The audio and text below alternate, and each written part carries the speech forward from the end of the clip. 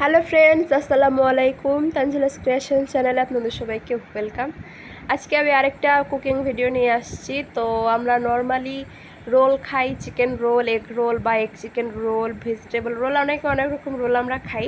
তবে আজকে আমি আপনাদের সাথে শেয়ার করব পটেটো চিকেন এগ রোল। তো আপনারা পুরো ভিডিওটা দেখতে থাকুন। প্রথমে আমি এখানে ময়দা নিয়ে নিচ্ছি, এর মধ্যে আমি লবণ দিয়ে দিচ্ছি পরিমাণ মতো। তো লবণটা দেওয়ার পর এখানে আমি এখন পরিমাণ মতো চিনিটা দিয়ে দিচ্ছি। চিনিটা দিয়ে দিলাম। চিনিটা দেওয়ার পরে এর মধ্যে আমি একটু তেল দেব, 2 চামচের মতো আমি এখানে সয়াবিন তেল দিয়ে দিচ্ছি। এবার এগুলোকে একটু সুন্দর করে মাখিয়ে নেব। তেল, লবণ, চিনিটাকে একসাথে একটু মাখিয়ে নিচ্ছি। তো এইগুলোকে একসঙ্গে যখন মাখানো হয়ে যাবে, একটু দেখবেন যে হাতে মুঠোর মতন, মানে মুঠো করলে শক্ত হয়ে যাবে, যেরকম একটা শেপ আসবে, তখন আমরা এটাকে একটু পানি দিয়ে ডো বানিয়ে নেব। আমি এখানে হালকা কুসুম গরম পানি নিয়েছি, তো সেটা দিয়ে আমি এখন ডোটা বানিয়ে নিচ্ছি। ডোটা বানানো হয়ে গেছে, এর মধ্যে আমি একটু তেল দিয়ে এটাকে আমি ঢাকনা দিয়ে রেখে দিচ্ছি কিছুক্ষণের জন্য। তো এটা ঢাকনা দিয়ে রেখে তারপরে আমি পুরটা বানাবো। তো চলুন এবার আমরা পুরটা বানিয়ে নিই। তা থাক এখানে আমি আলুটাকে গ্রেটার দিয়ে গ্রেট করে রাখছি, আর চিকেনটাকে অল্প লবণ দিয়ে সেদ্ধ করে এভাবে ছাড়াই নিছি, আর ডিম নিয়েছি। এবার আমি পুরটা বানাবো। তো প্রথমে চুলায় কড়াই দিয়ে এর মধ্যে আমি তেলটা গরম করে নিছি।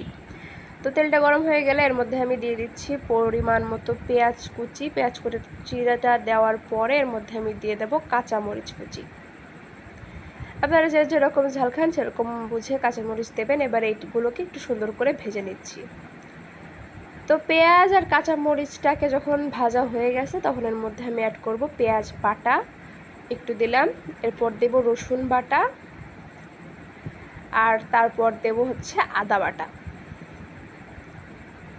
বাটা মশলাগুলোকে দেওয়ার পরে এগুলোকে একসঙ্গে একটু ভেজে নেওয়া হয়ে গেলে এখানে আমি সামান্য একটু পানি অ্যাড করব। তো দেখুন ভাজা হয়ে গেছে, একটু পানি অ্যাড করছি এর মধ্যে, কারণ আমি এখন গুঁড়া মশলা ইউজ করব, সেজন্য আমি একটু পানি দিয়ে নিচ্ছি। একটু পানি দেওয়ার পর এখানে প্রথমেই আমি দিয়ে দিচ্ছি পরিমাণ মতো লবণ। এরপর আমি এর মধ্যে দেব সামান্য পরিমাণে হলুদের গুঁড়া আর পরিমাণ মতো মরিচের গুঁড়া। আর একটা ভাজা মশলা আমি বানিয়েছি, তো সেই ভাজা মশলাটা আমি এখন এর মধ্যে অ্যাড করব। তো এর মধ্যে আছে ধনে, জিরে, গরম মশলা আর শুকনো একটা মরিচ দিয়ে আমি একসাথে গুঁড়া করে নিয়েছি। এই মশলাটা দিয়ে দিলাম, অল্প একটু রেখে দিয়েছি, এটা নামানোর আগে দিয়ে দেব। এবার এই মশলাগুলোকে সুন্দর করে কষিয়ে নিতে হবে। তো দেখুন মশলাগুলোকে আমি সুন্দর করে কষিয়ে নিয়েছি। কষানো হয়ে গেলে এর মধ্যে আমি আলু আর চিকেনটাকে দিয়ে দিচ্ছি। ডিমটা পরে অ্যাড করব। তো এগুলোকে আমি এখন সুন্দর করে ভেজে নেব। যেহেতু আলুটা কাঁচা আছে, সেহেতু আলুটাকে একটু সেদ্ধ হতে সময় দিতে হবে, তাই একটু সময় নিয়ে এটাকে একটু ভাজতে হবে। তো দেখুন আমি কিন্তু সুন্দর করে আলু আর চিকেনটাকে একসাথে বেশ সুন্দর করে ভেজে নিয়েছি। আলুটাও কিন্তু অলমোস্ট সেদ্ধ হয়ে গেছে। তো তারপর যখন দেখবেন যে আলুটা সেদ্ধ হয়ে গেছে, চিকেনটাও তো অলরেডি আগে থেকে সেদ্ধ করাই ছিল, তখন এর মধ্যে ডিমটা দিয়ে দেবেন। তো ডিমটা দেওয়ার পরে এটাকে আরও কিছুক্ষণ নাড়িয়ে নিচ্ছি আমি।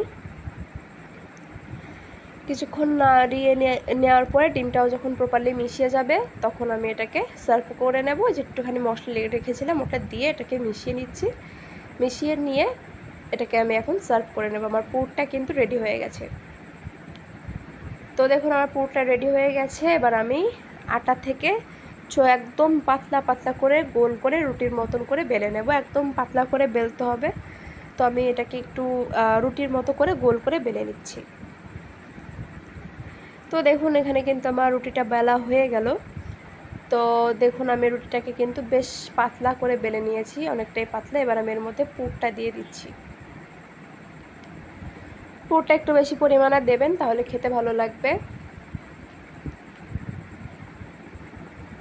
কাঁচামরিচটা চাইলে রাখতে পারেন, চাইলে ফেলে দিতে পারেন, সেটা আপনাদের ইচ্ছে। এবার আমি ভাজটা দিয়ে নেব। আপনারা ভাজটা দেখুন, একটু দেখলেই বুঝতে পারবেন, খুব সিম্পল দেওয়া। দুই পাশ থেকে মুড়িয়ে নিয়ে তারপরে সাইড থেকে ভাজটা করে দিতে হবে, ঘুরিয়ে দিতে হবে। আর এখানে একটু পানি লাগিয়ে দিলে যথেষ্ট। আটা কিছু গুলিয়ে লাগাতে হবে না, একটু পানি লাগিয়ে দেবেন, তাহলেই হয়ে যাবে। এভাবে হয়ে গেল। দেখুন আমার রোলটা কিন্তু বানানো হয়ে গেল। আমি এভাবে সবগুলো রোল বানিয়ে নেব।